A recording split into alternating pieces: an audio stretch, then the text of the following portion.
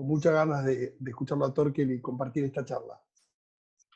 Bueno, buenísimo, bienvenido, muchas gracias. Y bueno, armamos una serie de preguntas y la idea también después era ir interactuando con cada tema y con las preguntas que ustedes quieran ir haciendo y dejando en el chat. Pero para empezar, un poco quería, Torkel, que nos cuentes, como para empezar de cero en la parte humana, en un equipo profesional o en un equipo profesional y amateur, ¿qué es lo primero que tenés en cuenta cuando armás una tripulación para correr regatas? Bueno, yo creo que lo importante inicialmente es entender y conocer cuáles son los objetivos de corto, mediano y largo plazo del proyecto. Esto condiciona un poquitito, digamos, cómo tenemos que encararlo. No es lo mismo encarar un programa, digamos, o armar una tripulación para correr una regata dentro de 2 meses. Imaginamos que estamos preparando un campeonato argentino de ORC, que planificar o organizar una tripulación de un proyecto como por ejemplo, un proyecto más de largo plazo como puede ser el Azurra. Son realidades distintas que requieren miradas y enfoques un poquito diferentes. ¿Por qué? Porque hay que encarar una programación, la tripulación a la hora de definirla tiene que tener determinados requisitos que son distintos. Una cosa es organizar un campeonato, digamos, con un objetivo concreto de corto plazo que planificar una campaña. Y en ese sentido quizás puede servir un poquito algún ejemplo para ilustrar una experiencia personal que tuve hace algunos años atrás, cuando en el año 92 volvíamos de correr la Commodores Cup en Inglaterra, en la cual la verdad que tuvimos la suerte de obtener un muy buen resultado por equipos, quedando segundo detrás de Estados Unidos, y donde uno de los barcos nuestros, el Califa, ganó en la clasificación individual. Y poco tiempo después de eso, un par de meses después, me contactó un amigo, un cliente, digamos, Alberto Tonconogui, con la idea de que quería organizar un proyecto de regatas y tenía ganas de hacerse un barco nuevo, un barco entre 40 y 45 pies aproximadamente, y que quería que yo lo ayudara, que lo acompañara en el proyecto. Así que para mí fue una de las primeras experiencias así completas de enfocar o de encarar un proyecto, digamos, de manera general, donde en definitiva tenía la responsabilidad de definir el diseño, de la construcción, la tripulación, un poco todo el proyecto, definir la logística, el programa de regatas, incluso en su momento también conseguir un sponsor, que fue una parte importante del proyecto, ¿no? Y en ese sentido, digamos, yo la tripulación, digamos, lo enfoqué teniendo en cuenta que iba a ser un proyecto largo, que era importante tener, digamos, las características necesarias para eso. Pero una parte que resultó para mí fundamental de esa experiencia es cómo establecer la relación con el propietario del barco, cuál es el rol del propietario. Y en ese sentido aprendí una cosa que creo que es muy importante, que es entender, para quien a lo mejor a veces nos toca organizar o ser responsables, entender que no hay proyecto sin un propietario. O sea, el propietario es el centro del proyecto y a partir de lo cual nace todo. Y los que tenemos la responsabilidad a veces de organizar el proyecto tenemos que tenerlo siempre muy presente. Es importante que entendamos cuál es el rol que el propietario debe cumplir en el proyecto, cuáles son sus intereses, cuáles son sus objetivos, porque todo lo que organicemos tiene que estar un poquito en función de eso. Y si eventualmente no lo tiene claro, que a veces puede ocurrir, tenemos que ir guiándolo para que pueda vivir esa experiencia y pueda hacerlo de una manera positiva. Esa creo que fue una de las grandes aprendizajes que tuve y que me permitieron entender que sin propietario no hay proyecto posible, Juan. ¿Y en qué te fijas vos al momento de elegir la tripulación, Torkel?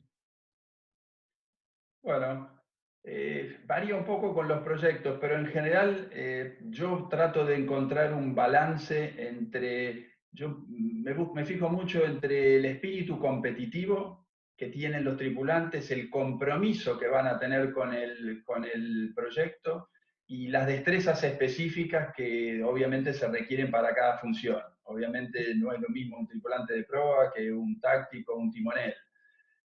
Y ahí, o sea, les puedo contar una experiencia de algo que en un momento me sorprendió. Allá iba por el año 90 y a mí me tocó organizar una regata, digamos, La Plata-Mar del Plata, para correr en un Aries 37, el Mercenario, de Juan Silva, de Luis Silva, perdón. Y no me acuerdo cómo fue, tuvimos que buscar un tripulante de proa y lo convocamos a Juan Pacadario. Y yo me acuerdo, porque lo tengo así grabado, que corrimos ese campeonato y terminó el campeonato y lo agarré a Juanpa y le dije, de ahora en adelante yo quiero que vos estés siempre corriendo conmigo, porque me impresionó el nivel de motivación, el nivel de dedicación, la capacidad de concentración y obviamente lo bien que hacía su función, que para mí fue digamos, como un llamado de atención y algo que obviamente después navegamos muchos años juntos, ¿no? Creo que también un poco es importante balancear en un barco un mix de experiencia y estado físico. Y sobre todo en los proyectos de largo plazo, también me interesa analizar cómo es el carácter de las personas, porque en los proyectos de largo plazo uno tiene que interactuar socialmente en un grupo, tiene que adaptarse a vivir en un grupo y es importante que la personalidad, el carácter sea compatible con el del grupo. Bueno. Buenísimo, Torkel, clarísimo. Juanjo, ya Torkel dijo, bueno, que se fijaba para elegir la tripulación, empezó a armar la tripulación. Para vos, ¿sobre qué base se construye un buen equipo? Bueno, yo creo que todo esto que está diciendo Torkel es fundamental.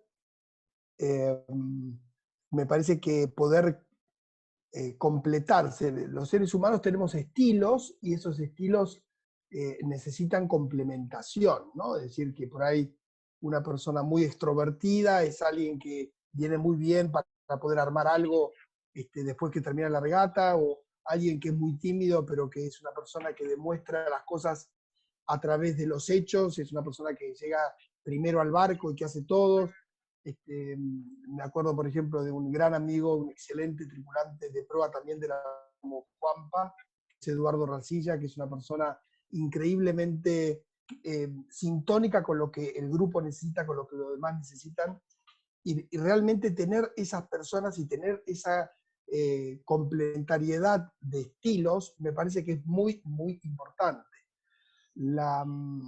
Y después diría que esto que decía Torkel, es decir, ponerse objetivos de corto, mediano y largo plazo, en función de lo que cada grupo quiera obtener, es fundamental, ¿no? Y ahí hay como una especie de equilibrio entre que sea un desafío, es decir, que lo que uno se plantea sea desafiante, no sea repetir una performance que uno ya tuvo, que uno ya consiguió, sino que sea ir por algo más, y que al mismo tiempo eso que uno se pone como desafío no sea inalcanzable, porque si no después uno se frustra. Entonces el equilibrio de buscar algo que sea desafiante, pero que al mismo tiempo sea posible, es bastante necesario para poder tener un grupo humano que se mantenga durante el tiempo, ¿no? Esta es otra de las cosas importantes, es decir, qué cosas hay que tener en cuenta para que una tripulación continúe a lo largo del tiempo. Y a mí me parece que tiene que ver con esto, con que el objetivo sea atractivo, pero posible, que el grupo humano sea agradable. Es decir, yo estoy absolutamente convencido que lo que pasa arriba del barco tiene que ver con lo que pasa fuera del barco. Es decir, que hay vasos comunicantes en las relaciones de los tripulantes, del dueño del barco, de cómo lo llevan, de cómo la pasan bien. Es decir, los programas que se hacen después, los programas que se hacen antes. Yo ahí había notado las charlas en el cockpit pre-regata y post-regata, ¿no?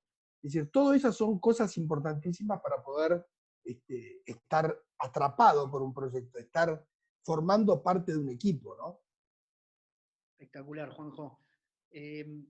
Vamos a formar el equipo ahora, ¿no? O sea, ya hablamos de cómo elegir la tripulación, de poner las bases para ese buen equipo, y ahora vamos a formar el equipo. Torkel, tenés que formar el equipo, tenés que Contanos cómo en la parte deportiva, sobre cómo elegirías, bueno, un poco el tema del skipper, el táctico, el timonel, el trimmer, hablaste del proel de Juanpa, ¿no? En la parte deportiva, ¿cómo definís esto? O sea, vos te referís un poquito a qué características uno buscaría de cada una de esas personas. Exacto, de cada uno de esos puestos adentro del barco que forman ese equipo, ¿no? O sea. Ok. Bueno, a ver, empezando por el skipper, creo que en ese caso la experiencia y la visión para organizar un proyecto son aspectos fundamentales. O sea, un proyecto, digamos, de largo plazo, como puede ser el de la Surra, requiere de Guille, digamos, manejo de situaciones que no tienen muchas veces que ver con la regata. Entonces, la experiencia y la visión es un factor que creo que es importante. Creo que también el liderazgo es una característica que es necesaria porque, digamos, para convencer, para llevar adelante, para motivar un grupo, los grupos se convencen cuando ven un líder y siguen a los líderes. Así que creo que es otra característica importante que es necesaria para un skipper. Y por otro lado, creo que también tener autoridad, porque en cualquier proceso existen conflictos, existen situaciones que hay que resolver y un skipper tiene que tener la autoridad para saber que cuando él decidió se acabó la discusión. Así que creo que esas son un poco las características. En cuanto al táctico, creo que la característica fundamental es tener personalidad. O sea, a lo largo de mi carrera he tenido la suerte de navegar con tácticos, digamos, como Paul Callard, Kostecki, Dixon, Santi Lange, Guille Parada, o sea, infinidad de muy buenos regatistas del mejor nivel internacional. Y si hay algo que uno ve en todos ellos es que son personas que tienen personalidad. O sea, porque hay que entender que el táctico, desde que salís del puerto hasta que termina la regata, es la persona que tiene más presión. Es la que todo el mundo se da vuelta para mirarlo cuando necesita respuestas a la ansiedad que tiene. Y es necesario tener mucha personalidad para manejar eso, para mantenerse en las convicciones cuando uno siente que todos lo están mirando y diciendo, ¿qué hacemos en este borde? Mirá dónde están todos los demás y nosotros solos acá. Y eso requiere mucha personalidad y también requiere mucha confianza. O sea, el táctico tiene que ser una persona que tiene que tener confianza en sí mismo y ganarse la confianza de la tripulación. Otra cualidad, digamos, quizá es la capacidad de anticipar situaciones. El táctico tiene que ser un poquito los ojos de la tripulación para explicarles que ante determinada situación táctica, por ejemplo, no sé, tenemos un cruce y vamos con malas con un barco, tiene que tener la capacidad de anticiparse 2 jugadas y saber que si el barco nos vira a sotavento vamos a hacer tal cosa, que si no vamos a tratar de derivar, pero si vira tal cosa, y tiene que tener buena comunicación para transmitir eso a la tripulación y prepararlos para las distintas situaciones que se generan en la regata. Porque una tripulación de 10, 12 personas, si tiene que definir una virada en una fracción de segundo, tiene que estar preparada mentalmente para poder hacerlo bien. En cuanto al timonel, creo que uno de los aspectos más importantes es que tiene que tener sensibilidad. El timonel es el que siente la velocidad del barco, siente las cosas importantes y tiene que tener la capacidad de transmitirlas a los trimmers, digamos, a las distintas personas que están involucradas con la velocidad del barco, para justamente eso, para poder mantener la velocidad siempre al máximo, para lograr el máximo de performance durante todo el tiempo. Y eso requiere también de mucha concentración, porque la verdad es que las regatas duran 1 hora y media, 2 horas, y son 1 hora y media de 100% de concentración. No hay momentos para desconectarse para el timonel. Uno por ahí pensaría que en la popa todo va más relajado, pero timonear un barco hoy en día en popa es más difícil que hacerlo en cenida. Y hay que estar permanentemente mirando el target, mirando la velocidad, las lanitas, la escora, todo lo que hace que el barco esté navegando al máximo de performance. Creo que también la personalidad es un factor importante porque el timonel enfrenta también muchos momentos de presión en la regata. Quizá no tanto como el táctico, pero La largada, por ejemplo, imagínense que hay que salir a definir en la última regata de un campeonato contra un rival que estamos empatados y el que gane de los dos es el que gana. La largada pasa a ser definitoria prácticamente, porque si largamos detrás de nuestro rival, a partir de ahí ya se genera una situación mucho más compleja. Entonces, la largada es un momento donde la tripulación tiene que estar pendiente de que el timonel tiene mucha presión, no distraerlo, no sacarlo de su concentración. Lo mismo que al táctico, previo a la largada, es fundamental que el táctico está armando su estrategia y su táctica, no lo distraigamos con tonterías. Y con respecto a los trimmers, En el caso de los trimmers, creo que la concentración es uno de los factores que yo diría que es más importante, porque trimar las velas en el barco es una tarea permanente, no tiene descanso, no es poner la vela y punto. Porque podemos ir a sotavento, dejar la vela bien trimada, venir a sentarnos en la banda, pero tenemos que estar desde la banda mirando las lanitas, mirando la velocidad, qué es lo que ocurre con la velocidad cuando el barco escora, o qué es lo que ocurre cuando calma, porque tenemos que tener en la cabeza todos los ajustes que vamos a hacer en la vela, aunque no la estemos mirando, porque la importancia a lo mejor en ese momento es tener el peso a barlovento, pero pasa a ser fundamental que cuando bajamos para hacer un ajuste sepamos exactamente lo que vamos a hacer y que ese ajuste logre el efecto que queremos, porque nuestro peso pasa a ser importante en barlovento. Entonces, en ese sentido la concentración es fundamental. Creo que también una característica de los trimes es que tengan sistemas, que tengan marcas, que tengan rutinas. O sea, yo me acuerdo cuando corrimos, digamos, muchas veces me tocó hacer de trimmer de Genoa en el Azurra, o en el barco previo que era el Matador, y me acuerdo que tuve que mentalizarme para, por ejemplo, a mí me tocaba en las viradas ir y filar la escota de sotavento, y me acuerdo que trataba de mentalizarme para empujar, cuando Guille decía listos para virar, 3, 2, 1, tratar de maximizar que yo bajara en el menor tiempo posible, y para eso tenía que pensar si sacaba primero la pierna derecha, si me tenía que sentar en determinada posición o no para no cruzarme con el otro tripulante. Es decir, tener sistemas, tener método, marcar, todo lo que nos ayude a poder hacer nuestra maniobra más rápido, de manera más eficiente y mejor.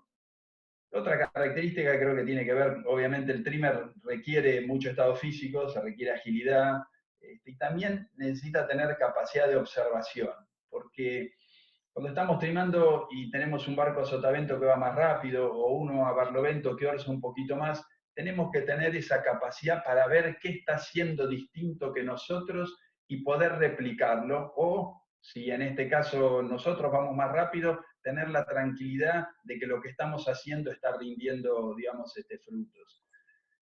Por último, y para hablar un poquito del ProEL, creo que también la personalidad es una característica. O sea, personas como Mamu Caputo, como Juan Pacadario, son personas que tienen la personalidad para pararse en determinado momento de la regata y pedirle al táctico que les defina cuál es la maniobra. Por ejemplo, llegando a una boya con Spinnaker en popa, el tripulante tiene que saber, el tripulante de proa tiene que saber y tiene que tener la personalidad para plantear qué maniobra va a querer hacer el táctico y plantearle, bueno, para esa maniobra necesito que me la definas con esta anticipación, y apurarlo para que en definitiva le dé una respuesta, porque no hay nada peor que postergar las cosas y después encontrarse que para ganar un metro en la llegada a la boya terminamos con un nudo porque la maniobra no se previó. Y esa es una responsabilidad del ProEL, para la cual muchas veces, y sobre todo cuando se navega con gente con mucho peso en la parte de atrás del barco, es necesario tener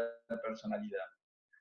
Creo que también la anticipación es importante, la anticipación previo a las boyas, previo a una próxima marca, para la próxima pierna, saber qué vela va a hacer, qué tipo de maniobra.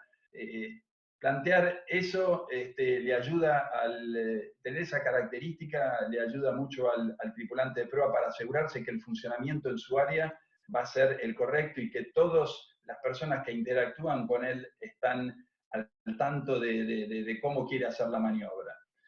Y por último, te diría que desde el punto de vista físico es una exigencia muy grande, o sea, tiene que ser alguien que tenga fuerza, que sea ágil, que digamos, esté realmente en condiciones porque es una tarea muy exigente. Mirá cómo, bueno, vos estabas hablando de los streamers, Torkel, y ahí va para una pregunta para vos, Juanjo, que yo me acuerdo de ver un montón de fotos tuyas en el matador, el matador del que corría acá en Argentina, ¿no? El MUM era, ¿no? El MUM 36 me parece que era. Y vos fuiste Bueno, streamer hay un montón, ¿no? diseño de Javier Soto. Exacto. Manitas, pies de Javier Soto. Y fuiste trimmer un montón, y Torkel habló mucho de todas las posiciones, y vos fuiste trimmer, y bueno, y yo que navegué también en Soto 40, el trimmer que está ahí en el medio de la comunicación entre el táctico que habló Torkel y el proa. ¿Qué nos puedes contar de estar ahí en el medio, de cómo, porque ahí te llega de todos lados, ¿no? O sea, la información, los sentimientos, ¿no? O sea, ¿cómo podés unir a toda esa tripulación justo estando en el medio, que es tu posición, o fue tu posición en algunos barcos, ¿no? Claro, sí, qué buena pregunta. Sí, a veces esa tensión existe y uno trata de apurar al que tiene atrás y trata de tranquilizar al que tiene en proa.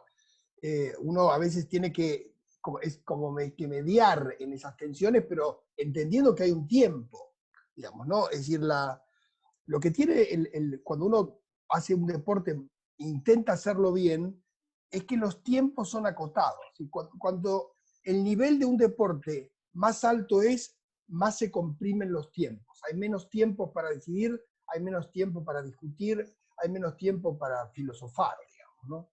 Entonces, yo diría que hay una parte que es la previa a la regata, que es toda la preparación de la regata, la preparación de la tripulación, esto que comentaba Torkel, de lo que es todo lo que hay que hacer para que la comunicación funcione bien y que todos tengan claro cuál es el propósito de ese día, cuál es el propósito de esa regata. O sea, no es lo mismo la primera regata de un campeonato que la última o la del medio. No es lo mismo si uno le está yendo por encima de las expectativas o por debajo de las expectativas. Hay un montón de cosas que es importante que todo el equipo, que toda la tripulación las tenga muy claras. Entonces, cuando vos estás en una situación de estrés, cuando vos estás en una situación de presión, como esta que vos decías, o esta que explicaba Torkel, de que se acerca la boya y hay que definir una maniobra, y por la situación de la flota todavía o no tenemos claro si ir para la derecha o la izquierda en la salida y no está claro qué vamos a hacer, hay momentos donde uno tiene que poder llegar hasta lo último para poder responder en ese momento de la manera adecuada. Entonces, ¿qué es el entrenamiento? ¿Qué son los entrenamientos? Los entrenamientos son justamente tener automatizada toda esa capacidad que uno tiene que tener en los momentos de presión para poder hacer que las cosas salgan bien. Es decir, que la articulación entre el entrenamiento y la articulación entre que salgan bien las cosas en un momento de presión es absolutamente indispensable. Por eso es tan importante planificar los entrenamientos, planificar cuál es la función de cada uno, como decías vos, cuál es la función del trimmer, cuál es la función de cada uno de la tripulación.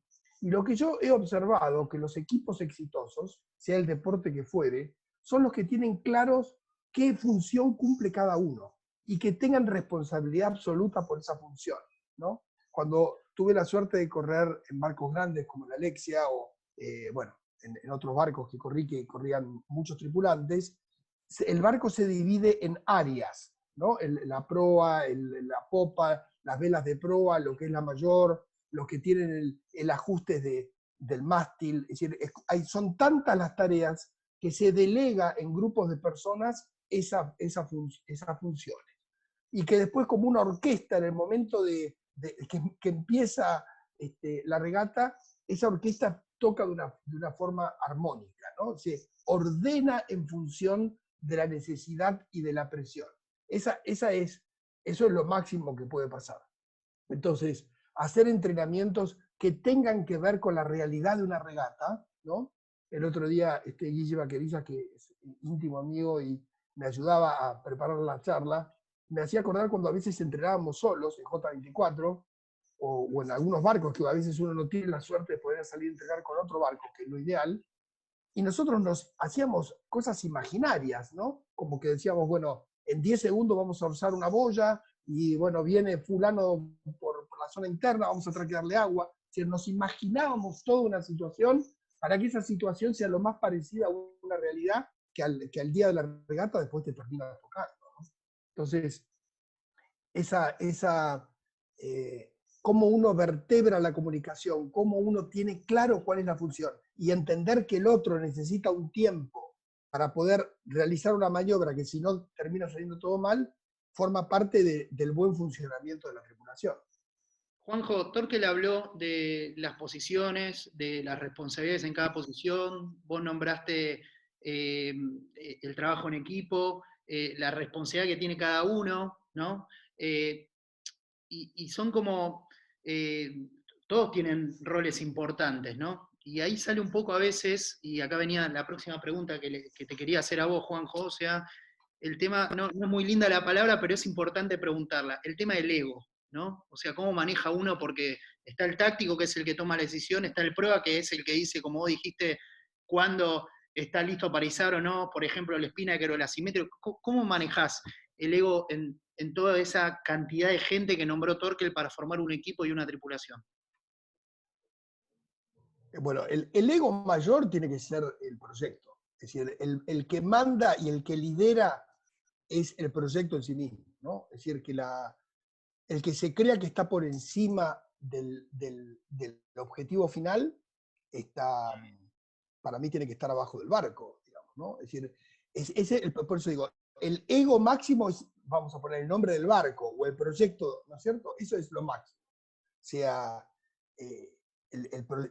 no importa qué importante sea, no importa si es una regata de fin de semana de club o si es la Copa América. Lo que trasciende al ego es el objetivo común, que a mí me gusta decir que es como si fuera un imán gigante, poderoso, que ese objetivo y ese deseo es ese imán, ¿no? Y ese objetivo y ese deseo tenemos todos los que formamos parte del equipo, tenemos que estar empapados de ese deseo y de ese objetivo. Entonces ahí el problema de egos empieza a disminuirse, porque en realidad uno se tiene que ocupar de lo que tiene que hacer. Y cuando yo navegué en barcos donde todos eran mejores que yo, que por suerte me pasó bastantes veces, vos tenés la sensación de que el 100% de tu concentración no sabés si te alcanza. Es decir, que estás absolutamente como absorbido por la función. En ese momento el ego no existe, porque vos estás como absorbido por la tarea. No sé si me explico. Entonces,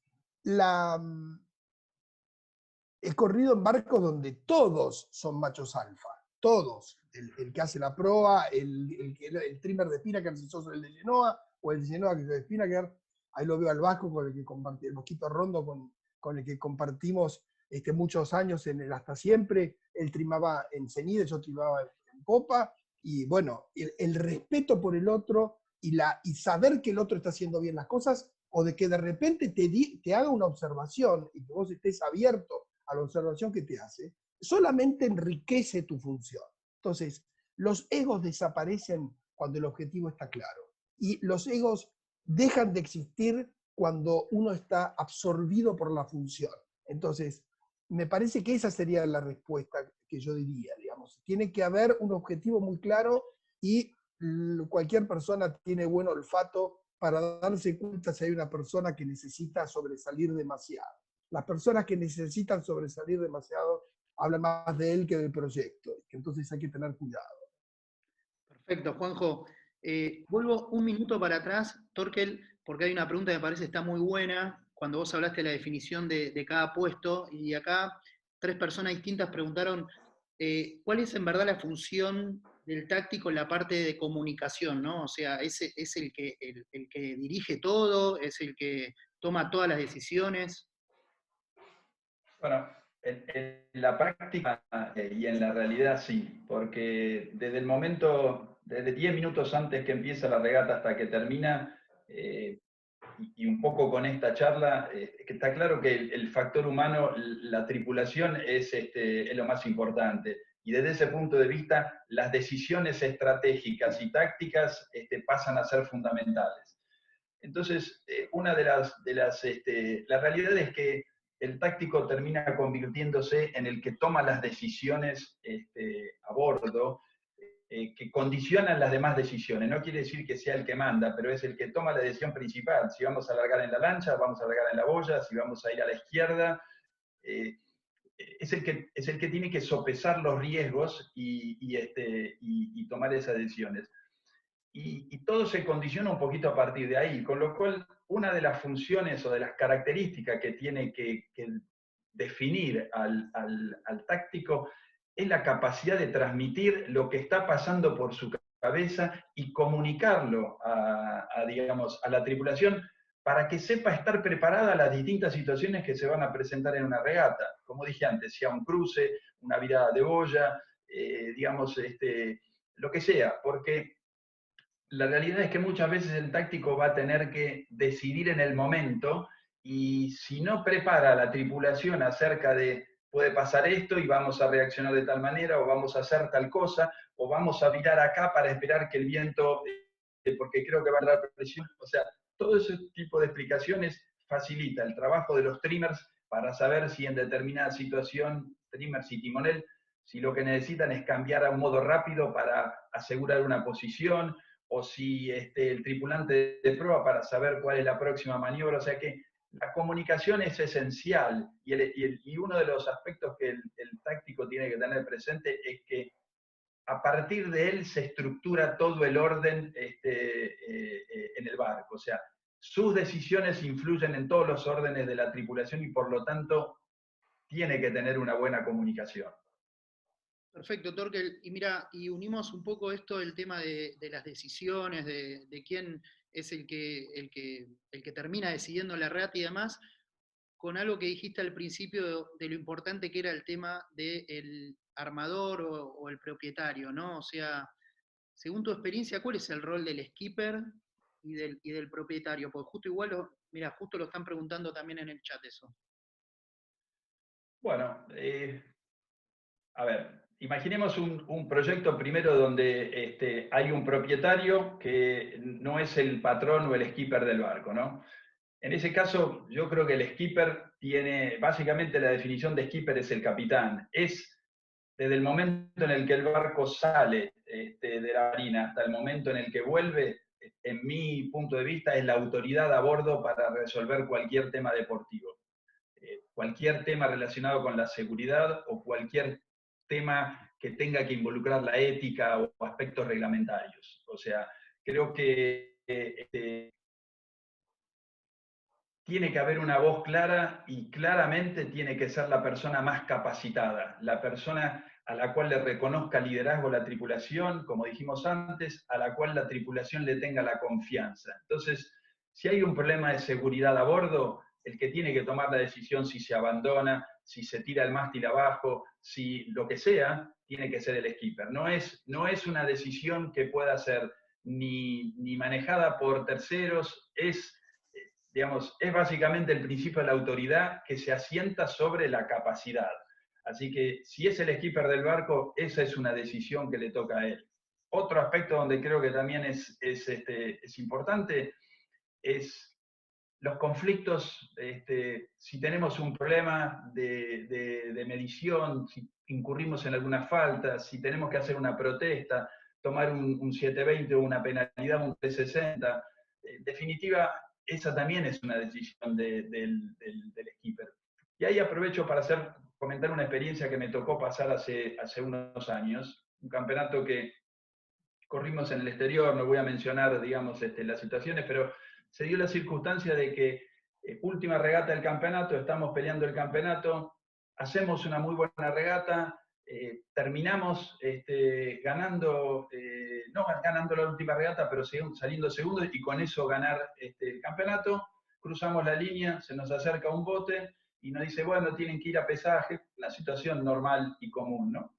Bueno, mientras vamos navegando de vuelta para el club, todo esto ocurrió en el exterior, afuera, veo que entre el skipper del barco, yo en esa época estaba haciendo el trabajo de trimmer de mayor, entre el skipper y el propietario del barco empieza a haber como un diálogo así muy reservado, muy entre ellos, y yo empecé a notar que como que había como una tensión, ¿no? Y entonces en determinado momento pregunto, ¿qué es lo que pasa?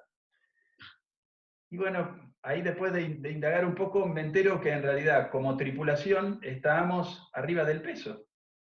Entonces, bueno, le dije, bueno, muchachos, ni bien lleguemos, tenemos que salir a correr, hacer todo lo necesario para estar en regla. Y el táctico, el skipper, perdón, me dice, no, lo que pasa es que estamos 30 kilos arriba, no hay manera de que estemos. Bueno, para hacer una situación sencilla, en mi opinión, el skipper tendría que haber decidido retirarse de la regata, aún, digamos, sabiendo que perdía el campeonato. La decisión fue otra. El dueño del barco llegó, se bajó y se fue. El skipper no quiso enfrentar la situación y de alguna manera, o la manejó de manera distinta. Y bueno, algo que yo hubiera hecho diferente, tengo que, digamos, de alguna manera asumir que la decisión final es del skipper, a mi juicio, equivocada, y se lo expliqué y se lo dije. Pero bueno, esas son las situaciones donde yo creo que es importante el rol del skipper, ¿no? Después tiene también otras, obviamente, que tienen que ver con la selección de la tripulación, con organizar la logística, definir los horarios, las responsabilidades. Pero creo que el concepto de autoridad a bordo, cuando estás navegando, es el fundamental, ¿no? Perfecto, Torkel, clarísimo. Juanjo, hablamos de armar la tripulación, definimos los puestos, fuimos a una situación que le pasó a Torkel, por ahí que termina en algo que es, yo creo que es el problema que hay a veces en las empresas, en los equipos, en la familia, que es el tema de la comunicación.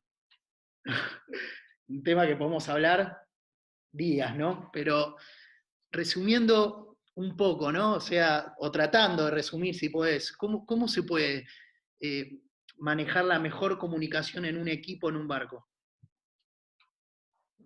Bueno, sí, es un tema enorme, pero hay un par de cosas que me parece importante decir. Hay diferentes tipos de comunicación. Hay una comunicación que es la comunicación como ejecutiva. ¿Qué necesito yo para hacer tal cosa? Y eso es como se dice en inglés, es como un small talk, como una conversación pequeña, digamos, ¿no?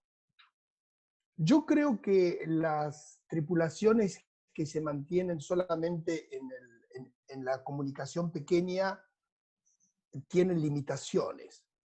Yo creo que las comunicaciones, sobre todo las tripulaciones latinas, que necesitamos una empatía. Empatía viene de empatar, digamos, ¿no? No existe, empatar es estar a la par del otro. Entonces, esto que decía tan importante Torkel, del skipper, de la decisión, de la autoridad, yo creo que hay un tiempo, vamos a decirlo así, hay un tiempo que es como lo que reina es la democracia, digamos, ¿no? El momento que reina la democracia es el momento donde uno establece una comunicación y establece los objetivos y establece cuál es el funcionamiento y qué es lo que uno quiere lograr. En ese momento todos pueden opinar. Y después hay un momento que yo lo llamo embudo de concentración, es decir, cuando se acerca el momento de la regata, lo mismo si la regata es a la 1, que sean las 10 y estemos en el barco doblando una vela, o que sean las 12:30, digamos, ¿no? Es muy distinto una hora que otra. Hay un momento donde se tiene que acabar la charla democrática, el debate, la opinión, y tiene que estar encauzado, esa comunicación tiene que estar encauzada en función de lo que nosotros queremos. Es decir, que el momento de empatizar, el momento de entender qué le pasa al otro, de por qué llegó tarde, o de por qué está bajoneado, de por qué está súper motivado, eso llega un momento donde se termina. ¿Y quién manda?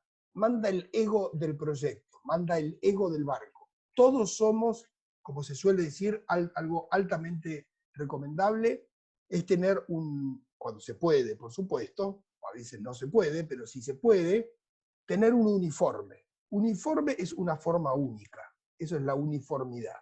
Cuando existe una uniformidad, es más fácil sentirse parte de un equipo, te reconocen desde afuera cuando estás en tierra porque tenés el nombre de tu barco, por la remera que tenés puesta, conocerte.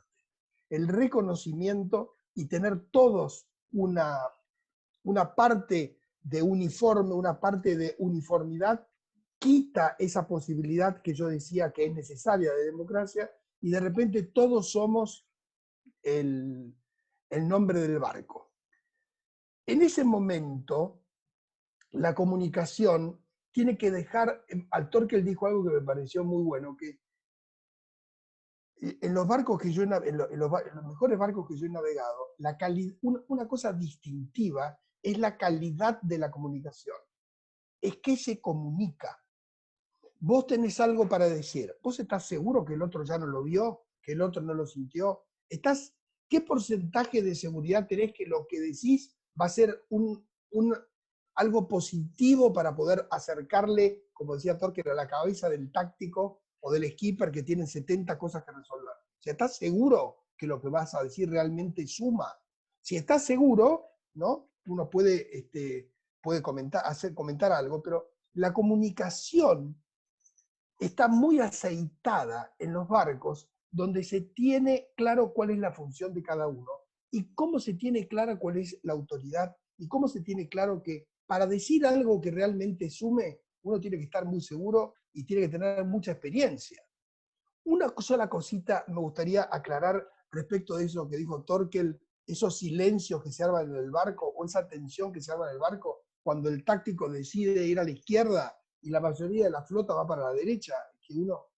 En ese momento, los que somos tripulantes del barco, es decir, que somos asistentes del táctico que está teniendo la decisión, tenemos que ser una sola pieza, no empezando a hablar con el que tenés al lado en la banda, diciendo, me parece que esto no va, porque eso se percibe. Tiene que ser una unidad absoluta en función de que el barco vaya rápido.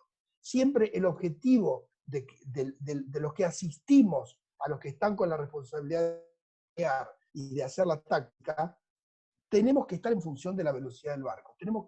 Si nosotros hubiéramos ido para la derecha, hubiéramos ido para la izquierda, no importa en absoluto y no se tiene que dejar ver cuál es nuestra opinión. Se acabó la parte democrática. En ese momento estamos todos alineados en función de la decisión que elige el timonel o que elige el táctico, depende del tamaño de los barcos, porque ahí vi que una pregunta era si el timonel es el táctico, depende del tamaño del barco y la distribución de roles. Pero suponiendo un barco grande, uno tiene que estar callado, alineado, donde el ego esté representado en ese momento por la única persona que toma decisiones, que es el táctico o el timonel, dependiendo del barco. No sé si se entiende lo que trato de decir. Sí, yo creo que se entendió clarísimo. Y antes de pasar una pregunta, le quería hacer a Torkel, voy a unir una parte que venía más adelante con vos dijiste algo del uniforme. ¿Te acordás de la anécdota que nos hizo acordar Guille del uniforme de la Copa Davis? Sí, ¿querés que la cuente ahora? Si querés. Sí, bueno, yo tuve la suerte de estar, la voy a hacer muy corta, en el año 2015 y 2016, muy cerca del equipo de la Copa Davis de Argentina, y yo no estaba pensado que yo fuera, la semifinal en el 2015 se jugó en Bélgica, y por una razón que no viene al caso, yo estaba en Europa y de repente me llaman del equipo de Copa Davis y me preguntaron si yo podría ir 2 o 3 días porque había una situación específica donde les parecía que yo podía sumar. Entonces arreglé las cosas y me fui para ahí. Cuando llego al hotel donde estaba el equipo argentino, era un horario donde estaban entrenando en la cancha. Entonces cuando llegué no había nadie. Me dan la tarjeta del hotel y me dan un paquete. Y ese paquete, cuando subo a la habitación, lo abro y era el equipo de Argentina, era el uniforme de Argentina. Y yo, que había tenido también suerte de estar en otras Copas Davis, era la primera vez que me pasaba. Es decir, que yo llegué y el capitán, que era Daniel Orzanik, de la Copa Davis, y su subcapitán, que es Mariano Hood, habían dejado para mí un paquete con el uniforme. Yo cuando fui al club, no fui con mi ropa, con la ropa de Juanjo, yo fui con el uniforme de Argentina. Ese espíritu fue el que hizo, ese año se perdió en Bélgica, en la semifinal, y ese espíritu trascendente de los egos fue el que dominó la esencia del equipo que por fin termina ganando la Copa Davis en el 2016. Es que uno podría decir, ¿no? Oscar Wilde decía que lo superfluo de lo ordinario está a 1 milímetro, ¿no? Es decir, uno puede decir que es superfluo el comentario de que estaba el equipo. Y en realidad puede ser algo extraordinario, ¿no? Yo tengo la sensación de que esos detalles, que aparentemente son poco significativos, cuando forman parte de un orden coherente, esto que decía Torkel, que haya una opinión formada por alguien que tiene experiencia, que la persona sepa del tema, es enormemente ordenador y eso nos cobija a todos los seres humanos atrás de un proyecto que nos trasciende. De hecho, Del Potro, que era el único que era top 10, o tenía, digamos, no tenía el ranking en ese momento, pero era la única estrella, digamos, del equipo, porque los demás eran excelentes jugadores, pero ninguno era top 10, en ningún momento encandiló, sino que fue una estrella que iluminó. Y para mí eso tiene que ver con que mandó fue la uniformidad de ser Argentina. Eso era, ¿no? Sí, espectacular. Bueno, ya armamos el equipo, ya tratamos de mejorar la comunicación y vamos a volver sobre algo que nombraste vos, así como muy importante, Juanjo, y te pregunto a vos, Torkel, porque bueno, yo trabajé muchos años con vos y te veo todavía, actualmente estás corriendo regatas en Star y la pasión que le pones, trabajando 1000 horas en la velería y después terminás y te vas a entrenar con tu tripulante en Star. O sea, el entrenamiento que Juanjo ahí nombró, ¿no? O sea, de copiar, de lo importante. ¿Qué nos podés contar del entrenamiento una vez que ya formamos todo el equipo? Bueno, obviamente el entrenamiento es una parte esencial y tenemos que entender que creo que el entrenamiento es un proceso evolutivo, ¿no? Digamos, o sea, nunca se termina de entrenar. Y si no, pregúntele a Santilange, que es el mejor ejemplo. O sea, con la edad que tiene y preparando una campaña olímpica, no ve la hora de salir a navegar para seguir dedicando su tiempo a entrenar. Lo que es importante, creo, es ponerse metas que sean alcanzables y realistas, como explicó Juanjo. O sea, cada entrenamiento tiene que tener una meta diaria y esa meta tiene que ser realista. Para mí, desde mi punto de vista, yo creo que los entrenamientos hay que basarlos primero en que el primer objetivo a conseguir es dominar el barco. Esto quiere decir que con condiciones de poco viento, de vientos medios o de viento fuerte, especialmente en los extremos de mucho y poco viento, es importante dominar la maniobra y saberla de memoria.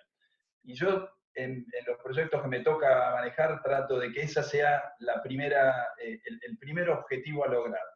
Porque una vez que mecanizamos, que dominamos, que sistematizamos la maniobra, todo fluye naturalmente y nuestra concentración pasa a la función más específica. Para los trimmers, mantener la velocidad, para el timonel, lo suyo, para el táctico, independizarse de los problemas de la maniobra.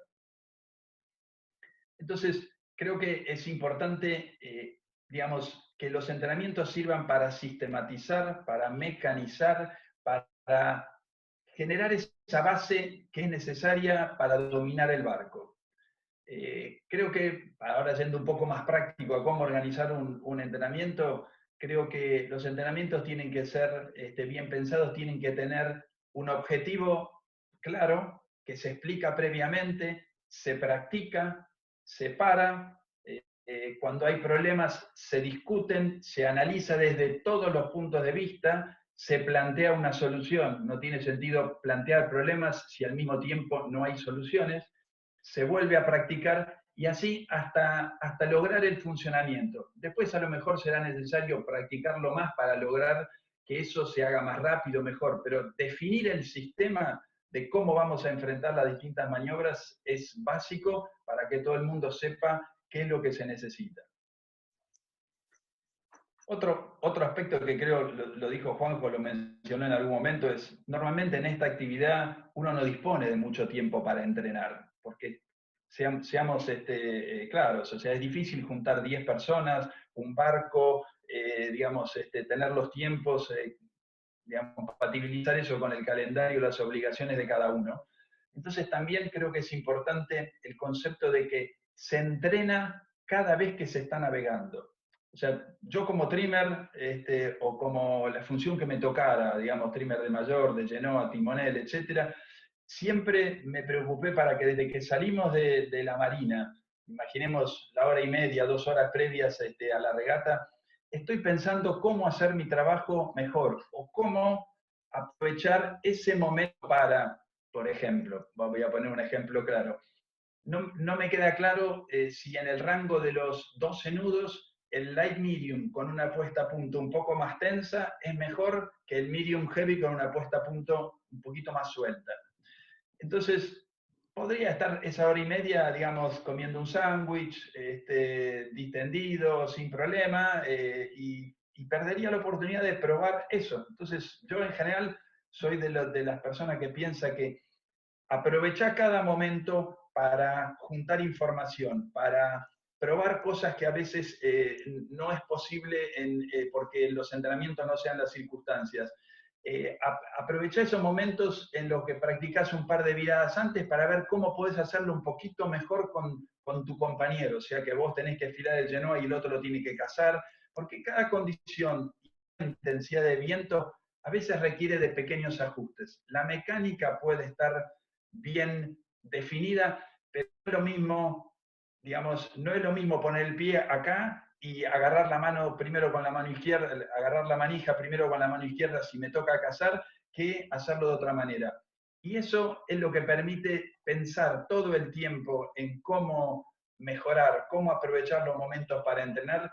En definitiva, es un poco la definición de lo que hace a un deportista que en general tiende a destacarse, que es que tiene la motivación, el foco, la concentración de mejorar permanentemente. O sea, es mirar cada vez que navegamos como una película en la cual podemos siempre lograr un poco más.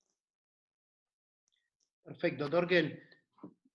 Entrenamiento. Torkel ya dijo un poco cómo organizarlo, qué es lo que hay que hacer, qué es lo que hay que considerar. Juanjo, qué difícil que es, ¿no? Te lo digo a mí como entrenador actual, mantener esa motivación que uno tiene en la regata, en el entrenamiento. ¿Cómo haces para mantener una buena motivación en el entrenamiento?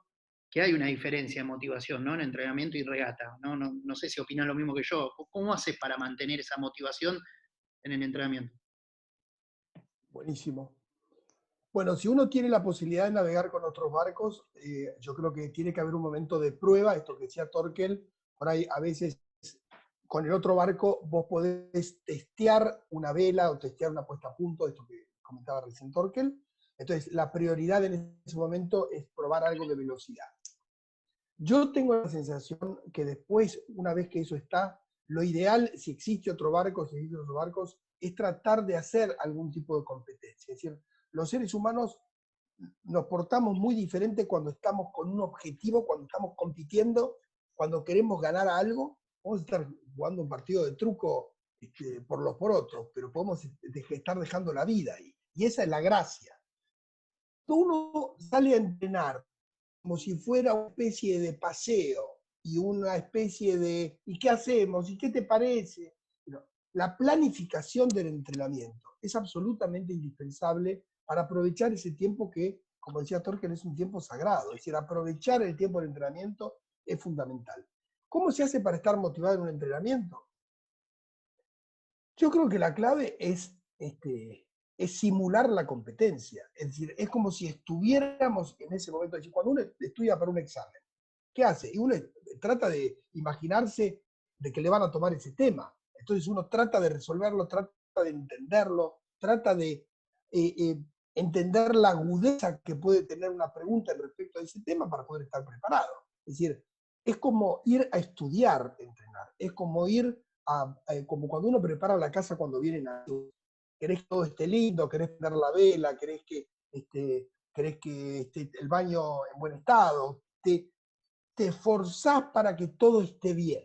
Todo esté bien para que para el momento en que llegan los amigos y querés que tu casa esté bien, que la comida esté rica, no decir que pongo este ejemplo porque es la regata o es cualquier cosa que uno haga. La pasión, el amor, la dedicación, el compromiso, todo esto que dijo Torkel cuando vos le preguntabas qué cosas tener en cuenta para cada tripulante. El compromiso, la pasión por lo que uno hace es lo que enriquece la tarea. Es decir, la la posibilidad de hacer algo en forma automática o hacerlo en forma de pasión, ¿no? Esto que comentábamos de Santi, las características de Santi Lange, y de otros tantos deportistas argentinos que tienen una llama prendida dentro que hace que tengan esas ganas de seguir compitiendo. Martín Villoc, ¿no? Gran amigo nuestro, navegante extraordinario, que ahora está haciendo su barco nuevo y siempre está entusiasmado, siempre está, sus hijos, siempre está entusiasmado haciendo algo, ¿no? Entonces, a mí me parece que el secreto de un buen entrenamiento está en la planificación y en poder simular la pasión de la regata en el entrenamiento. Ese es el desafío. Perfecto. Y sigo con otra pregunta para vos, Juanjo.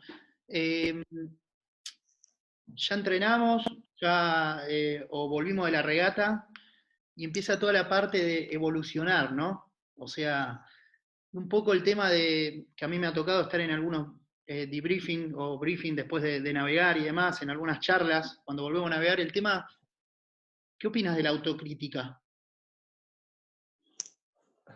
Sí, bueno, la autocrítica es, a mí, una vez dando una charla con un grupo de rugby con el que yo trabajo, con un equipo de rugby con el que trabajo, me salió a decir en una charla que evolucionar incomoda. Evolucionar es incómodo. Quedarse en el lugar donde uno está, ahora que se conoce tanto lo que es la zona de confort, estar en la zona de confort no requiere incomodidad, uno está cómodo. Evolucionar es incomodarse. La autocrítica es incómoda. Entonces, yo creo que ahí hay una clave en entender que cuando uno termina una regata y no le fue bien, hay que esperar un tiempo para que decante la bronca, que decante esa sensación amarga, y después poder hacer un análisis crítico de qué fue lo que pasó, qué fue lo que vimos mal, qué fue lo que no entendimos, por qué el barco no anduvo bien, o lo que sea que haya que analizar. Ahí de nuevo, en un orden democrático, digamos, en un orden donde cada uno puede tener su punto de vista y es interesante escucharlo, pero las tripulaciones exitosas hacen lo mismo cuando ganan. Los equipos exitosos también tienen autocrítica, inclusive cuando ganan. Es muy lindo festejar y hay que festejar, es muy lindo ese momento de chocarse las manos o de abrazarse, pero después hay que sentarse y ver qué se podría haber hecho mejor o ver qué decisiones estuvieron bien tomadas en función de la dificultad que tuvo ese momento para tomar esa decisión, para que quede fijado en la memoria de la tripulación y que quede fijado en la memoria de lo que nos trasciende, que es el equipo, ¿no? Entonces, la autocrítica es la herramienta fundamental. No hay cadena más fuerte que su eslabón más débil. El eslabón más débil suele ser la falta de comunicación y la falta de autocrítica, ¿no? Vivimos en un país donde lamentablemente la falta de autocrítica es parte de lo que yo creo que nos hace daño, ¿no? Es decir, la posibilidad de entender lo que pasa y tratar de modificarla y tener un plan común que nos traspase a todos, que nos alinee en función de ese objetivo, es lo que a mi juicio todavía no pudimos lograr, ¿no? Así estamos. Perfecto, Juanjo.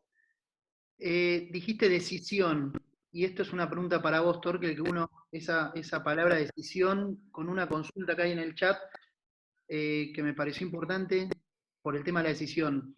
Vos hablaste del táctico, ¿no? O sea, ¿en qué momento el timonel, vuelvo un minuto para atrás, Torkel, para después no olvidarnos de la consulta, que es muy importante, ¿en qué momento el timonel toma la decisión en la largada y en qué momento toma el táctico la decisión en la largada? Bueno, buena pregunta y un buen ejemplo. O sea, la regata, antes de partir, el barco necesita tener una estrategia, y esa estrategia la define el táctico. El táctico dice, si quiero largar a la izquierda, probablemente entonces elija la boya para largar. Si quiero ir a la derecha, trataré de elegir, o lo que sea. Y es importante que el táctico le dé pautas claras al timonel sobre qué es lo que quiere para la largada. La experiencia en general que yo he recogido de la experiencia de navegar con los tácticos es que te van a decir, mira, yo quiero ir a la izquierda porque creo que hay más presión, la largada está favorecida en la lancha, con lo cual hay un conflicto, porque quiero ir a la izquierda, pero favorece largar en la lancha. Entonces, mi decisión es que larguemos en el medio de la flota a sotavento, perdón, en el medio de la línea a sotavento, estar cerca de la flota, pero mantener la posibilidad de navegar rápido hacia la izquierda, o lo que fuera. A partir de ahí, es la decisión del timonel cómo ejecutar esa maniobra para lograr ese objetivo. Y situaciones parecidas se dan, por ejemplo, a lo mejor en una virada de boya o en el posicionamiento del barco en determinada situación. El táctico explica lo que necesita o lo que quiere, pero es el timonel el que ejecuta. Y por lo tanto, en ese momento, el táctico le delega al timonel la ejecución de esa maniobra. Esa es la manera en la que funciona y lo que yo he aprendido, digamos, de navegar en tripulaciones hipercompetitivas con personas, como dijo Juanjo, que sobrepasan la experiencia y capacidad que cada uno de nosotros puede tener. O sea que te diría que esa es un poco la definición de cómo sería resolver esta situación. Perfecto. Y hago un paréntesis de nuevo, porque preguntaron mucho en el chat el tema de Juanjo, de la presión que uno tiene, ¿no? Como Torkel decía, bueno, la presión del táctico de decidir a dónde ir, la presión del timonel de decidir dónde largar, y esa presión a veces trae frustraciones, ¿no? Porque a veces las cosas no se te dan como uno planeó. ¿Cómo uno puede salir de esa pequeña frustración o de ese error, ¿no? Bien. Bueno, ahí estamos, ahí los seres humanos estamos en una prueba difícil. La madurez requiere montos de frustración. Es decir, no existe una persona madura, o sea, ¿cómo uno podría definir la madurez? Como una persona que soporta ciertas dosis de frustración. Ahora, no es que soporta cierta dosis de frustración porque tiene el cuero grueso, y listo, y no pasa nada, sino que tiene un sistema para no quedarse paralizado por la frustración y se activa lo que decíamos antes, un rol autocrítico. Cuando algo no salió bien, nos vamos a frustrar y esa frustración no tiene que ser el final. Esa frustración tiene que ser el pasaje, el puente hacia una realidad mejor, que es la de poder llegar a la autocrítica. Es decir, la posibilidad, la única posibilidad de salir de una situación difícil es tener la posibilidad de revisar qué es lo que salió mal. Entonces, las regatas que otros deportes tienen muy poco, por ejemplo, los tenistas tienen 20 segundos entre saque y saque, o 25, depende del torneo. Es decir, que tenés muy pocos segundos. Y por ahí vos venís de perder varios puntos seguidos y tenés poco tiempo para poder, yo digo, resetearte. Entonces, la forma de dar vuelta a la página es fundamental para poder ordenarse, valga la redundancia, en un orden de revisar dónde uno se equivocó. Es decir, que, entonces, repasando, me fue mal en la regata, estoy con bronca, estoy frustrado, tengo una sensación fea, se me aumenta la presión porque venía bien ubicado en el campeonato y con esta última regata quedo mal posicionado en el campeonato. ¿Cómo salgo de ahí? Salgo de ahí diciendo, hay un momento, en esos 20 segundos, yo trato de dividirlo más o menos en series de 7, entre 20 y 25 segundos, yo le digo que el tenista puede estar enojado los 7 primeros segundos. Los segundos 7 segundos tiene que estar revisando qué puede hacer mejor para no volver a repetir el error. Y los últimos 7 segundos tiene que estar concentrado en cómo va a largar, en cómo está el viento ahora, en qué vela va a decidir poner y cómo va a hacer para enfrentar lo que viene. Es decir, lo mandatorio es lo que viene. Uno se tiene que preparar para lo que viene, revisando críticamente lo que acaba de pasar, sea para bien o para mal. Es decir, que la frustración es una parte del ser humano. Es imposible que no tengamos bronca después de una mala regata, que no estemos fastidiados. A mí no me preocupa eso tanto. yo quiero saber cuánto tiempo dura en una tripulación ese contagio negativo. ¿Cuánto tiempo voy a necesitar para salir a poder revisar críticamente y después en ese tercer tiempo para poder prepararme para lo que viene? No sé si está más o menos claro. Buenísimo. Vamos a una pregunta, Torkel, que han dejado en el chat también y que justo lo habíamos preparado. En el tema del profesionalismo y el amateurismo, ¿no? O sea, hay varios proyectos ahora que están limitados con profesionales, por ejemplo el Soto 40, ¿no? O sea, pueden convivir, ¿cómo? O sea, para muchos es un dilema eso, ¿no? O sea, ¿es conveniente combinarlos en un proyecto? ¿No es conveniente? ¿Qué opinás? A ver, creo que para contestar eso primero tenemos que definir qué es ser un profesional. Para mí, ser profesional es brindar un servicio a cambio de una retribución. A mí personalmente no me parece que eso sea significativo en una tripulación. O sea, creo que como en todos los órdenes hay buenos y malos profesionales, como hay buenos y malos tripulantes. Podemos poner distintos ejemplos, pero creo que también a la hora es importante entender también, si vamos a tener un profesional a bordo, ¿qué es lo que necesitamos de ese profesional? O sea, si, por ejemplo, si vamos a hacer una regata con amigos, o sea, ¿qué características tiene el profesional que venga? Bueno, probablemente sea más importante que sea una persona socialmente, digamos, fácil, que sea una persona educativa. Ahora, si vamos a correr una regata en el nivel más alto, tenemos que seleccionar la tripulación para la Azurra. ¿Vos qué es lo que querés? ¿Querés a los mejores tripulantes, independientemente si es profesional o si es amateur? O sea, lo que distingue ahí no es el hecho de si tenés o no una retribución. Lo que distingue es tu capacidad, tu motivación, lo que te hace mejor tripulante.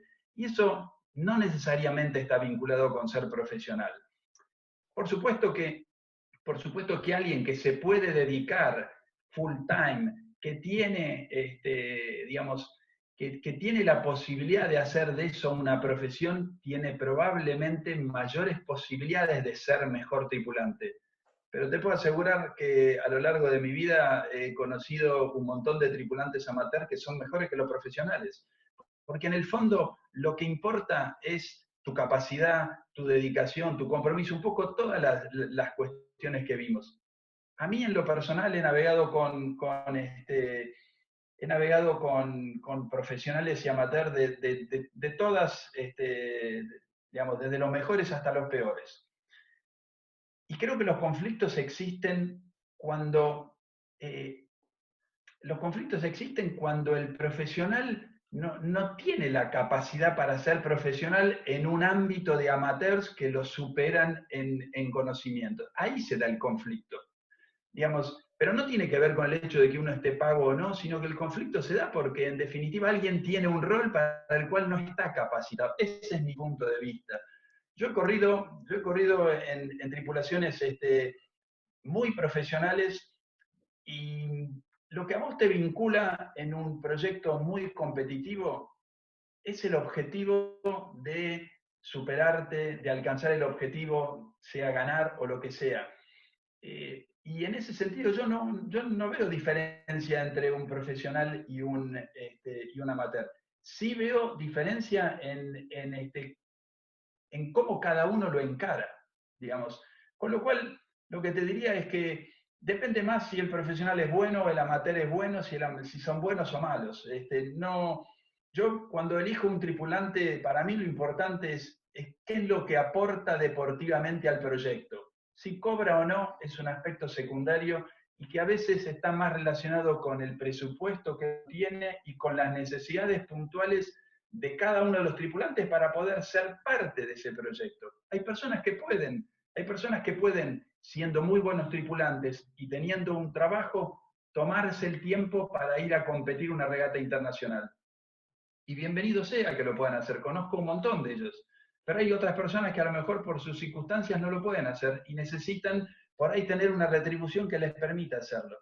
Lo que te puedo decir es que detrás de cada uno de esos ejemplos que te estoy dando, hay alguien que tiene la motivación de estar ahí a bordo, de dar lo mejor posible, de alcanzar el objetivo. Eso es lo que al final importa y lo más destacable.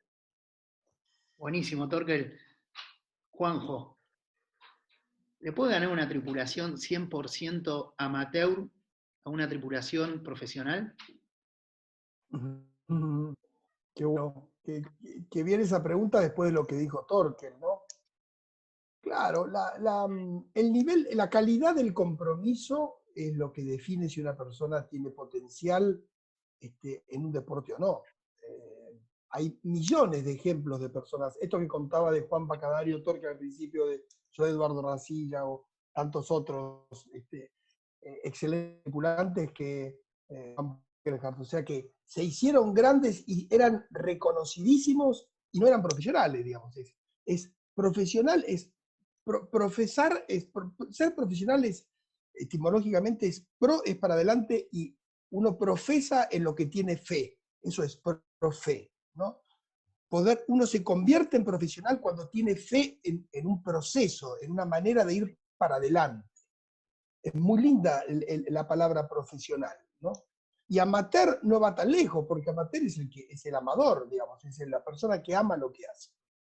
Con Guille Vaquerizas, con Eduardo Racilla, con Carlos Blota y Gustavo Mariani, en el año 93 fuimos a correr un campeonato mundial de J24, los 5 éramos muy entusiastas, éramos absolutamente amateur, y quedamos terceros en un mundial y le ganamos a varios deportistas que ya eran profesionales en ese momento y que después fueron profesionales. Y en realidad, bueno, teníamos un skipper excepcional, que es Guille Vaquerizas, que es una persona de un talento impresionante. Y hay otros ejemplos. Cuando fuimos con Torque en el 94, en el Fuga, con Alberto Tonconovi, con una tripulación buenísima, tuvimos un desempeño buenísimo, ganamos muchísimas tripulaciones profesionales y nosotros íbamos ahí defendiendo los colores del país y atrás de un proyecto bien liderado por Torque y por Alberto, que en realidad, como decíamos antes, no define el hecho de ser profesional ni ganar, sino es cómo vos amás lo que haces, cómo vos te comprometés con lo que vos estás haciendo. Cuánto vos llegás a tener un análisis profundo de lo que vos estás haciendo. Entonces, con la tripulación esta que te cuento de J24, en esa época no había filmaciones, no existía YouTube, y nosotros mirábamos la foto de las revistas que nos llegaban de afuera, y nos pasábamos horas y horas analizando una foto, para ver cómo ponían el foque con viento los que eran campeones mundiales en ese momento. Es decir, eso que es profesional, amateur, no, eso es amar lo que uno hace, eso es hacerlo de la mejor forma que uno puede, y después ese énfasis con el que uno entrena, ese compromiso con el que uno se involucra en lo que lo trasciende al ego, que es el proyecto de todos, hace que uno tenga un rendimiento superior en los momentos más difíciles. Es decir, que en los momentos más difíciles de presión, por lo general ganan las tripulaciones que tienen una red de comunicación y una red vincular muy fuerte. En esos momentos que se tiende a quebrar, que se tiende a romper, que se tiende a dispersar el grupo, los grupos humanos que están vinculados de una manera más fuerte, más de mejor calidad vincular, son por lo general los que terminan ganando. Excelente, Perdón, sí, Juan, te voy a interrumpir porque quiero hacer un comentario. Estaba leyendo algunos de los comentarios que salieron en el chat y me parece que vale la pena una reflexión. Los profesionales no compiten los buenos profesionales no compiten por el dinero. No es así, eso se lo puedo garantizar. Los profesionales compiten por el orgullo de competir. El dinero es una retribución. El profesional bueno, el que realmente es un buen profesional, no se distingue del amateur en cuanto a por qué corre, a por qué navega. No dudo que habrá gente que navega por dinero, pero yo cuando me refería a lo que decía, quiero ser enfático en esto. O sea, cobrar o no cobrar es una circunstancia. Lo que nosotros buscamos es gente comprometida, gente que sienta esa pasión por superarse, por navegar mejor. Eso es esos son los aspectos básicos para formar una tripulación. Después, que cobren o no, es una circunstancia que tiene que ver con la dificultad que cada uno tiene para poder brindar su dedicación a cada proyecto. Espectacular, Torkel. Juanjo, que estás ahí con el dedo haciendo, ¿qué opinás? No, totalmente de acuerdo, totalmente de acuerdo. Federer, Nadal, Djokovic, Ginóbili, Michael Jordan no juegan por la plata. No llegaron Santiago Lange, no está ahí por la plata, digamos. En fin, millones de ejemplos. Los investigadores científicos que nos pueden dar la vacuna no están ahí por la plata, digamos, ¿no? Es decir, es confundir lo importante, es confundir lo importante. Lo importante es lo que decía Torkel recién. Perfecto. Acá, otro comentario, Juan, discúlpame que te interrumpo, pero creo que el tema vale la pena. Acá veía un comentario que ponían, si el objetivo del proyecto debe ser disfrutar del deporte o el objetivo debe ser ganar. Yo creo que ahí va un poco la pregunta inicial con la que empezó esta conversación. Si tu objetivo es disfrutar del deporte y vos lo disfrutás navegando con amigos, es perfectamente válido. Hacelo y es totalmente válido. Y muchas de las cosas que te planteamos acá te van a servir en la medida que no pierdas de vista el objetivo.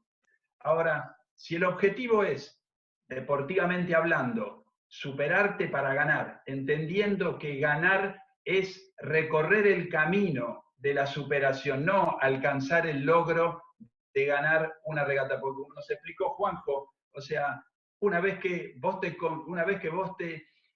te conformás con haber ganado la regata del fin de semana, automáticamente estás achanchándote. Entonces, si el objetivo es realmente ganar en el sentido de progresar, de evolucionar, de dar todo lo que tenés adentro para lograr un objetivo, yo creo que en ese encuadre, ser profesional o no hace diferencia. Juanjo. Por supuesto, totalmente. Es un deporte además tan lindo el nuestro, es un deporte tan generoso en opciones, el que le gustan las regatas largas, ahí por ahí veía, ¿no? Preguntaban qué tener en cuenta por una regata. Mira, en las regatas largas para mí lo más importante es tener gente que le gusten las regatas largas, que lo puedan disfrutar. La parte del disfrute es fundamental. El que compite, a mí por ejemplo, que a mí me gusta más correr regatas que navegar. Pero bueno, pero me gusta navegar, pero a mí me gustó siempre competir, es lo que a mí más me atrapa. La alta competencia es algo que a mí me fascina, es algo que a mí me atrapa, es algo que a mí me enamora, digamos. Entonces, y hay otras personas que no les interesa lo más mínimo. Entonces, lo importante es entender qué es lo que uno quiere. Ya la pregunta de poder entender qué es lo que uno quiere ya lleva bastante tiempo para uno.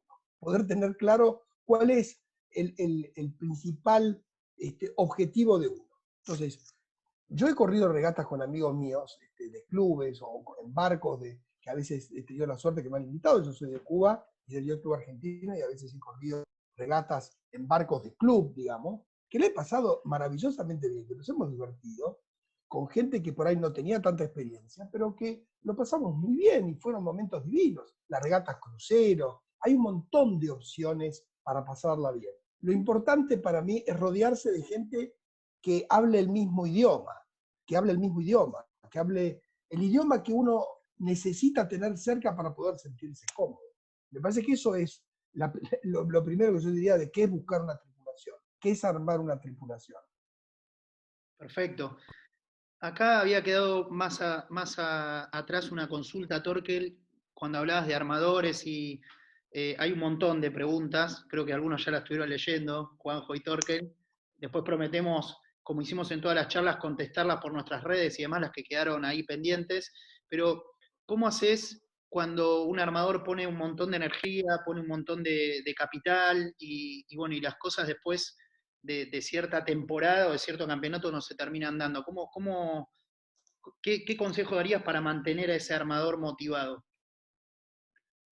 Bueno, es una situación potencialmente posible en cualquier proyecto súper competitivo, pero creo que, un poco como dijimos recién, es importante que el responsable de la parte deportiva, en este caso llamemos el skipper, tenga suficientemente en claro, junto con el propietario, cuál es el objetivo del propietario, cuál es el interés del propietario, digamos, para entender cuáles son las motivaciones por las cuales se está haciendo lo que hace, en este caso, poner un equipo competitivo en el agua. Y la responsabilidad del skipper es hablar claro y explicar con sinceridad cuáles son las dificultades, cómo está relacionado las cosas entre sí, porque un barco competitivo es competitivo desde el diseño, es competitivo desde el equipamiento, es competitivo desde el punto de vista del rating, de la tripulación, de la logística, de los entrenamientos, todas cosas que estamos viendo. Entonces, es importante explicar y ser claro que todas esas cosas tienen que estar concatenadas y tienen que seguir un funcionamiento lógico. No se puede pretender armar una tripulación hoy sin haber navegado para ganar la regata del fin de semana. Tiene que ver con lo que dijimos antes, poner objetivos realistas y alcanzables. Si nos manejamos con ese criterio, si tenemos la buena comunicación, si respetamos el rol del propietario, probablemente el propietario esté más preparado para entender que esto es un proceso. Y muchas veces el propietario tiene que recorrer un proceso de ir entendiendo cómo es todo esto, cómo se vive la pasión a bordo del barco. Y yo voy a poner un ejemplo de alguien que para mí es un ejemplo específico de esto y que tiene que ver con Beto Álvarez Vitale. Beto, y lo voy a decir con la total tranquilidad y el orgullo, era un navegante promedio, que se compró un Beneteau 36.7 y empezó a navegar con los amigos, con la gente con la que navegó toda su vida, con un montón de chicos. O sea, para él, lo que mucho en el chat escuché ahí, el espíritu amateur era fundamental. Pero también es una persona competitiva y a él le gustaba tener un rol protagónico en el barco, le gusta tener un rol protagónico, era el timonel del barco, consciente de las limitaciones que tenía, pero claramente una persona que quiere progresar. Y fue evolucionando y en ese proceso nos conocimos y bueno, lo mismo que lo hacemos en esta charla, fuimos tratando de ayudarlo y asesorarlo y explicarle y mostrarle. Bueno, y en un momento decidió cambiar de barco y hacerse un Soto 40, un barco hipercompetitivo, digamos, mucho más desafiante desde el punto de vista deportivo. Y bueno, me tocó acompañarlo en ese proceso porque realmente uno se da cuenta que era una persona que necesitaba aprender y uno lo quiere acompañar en ese proceso.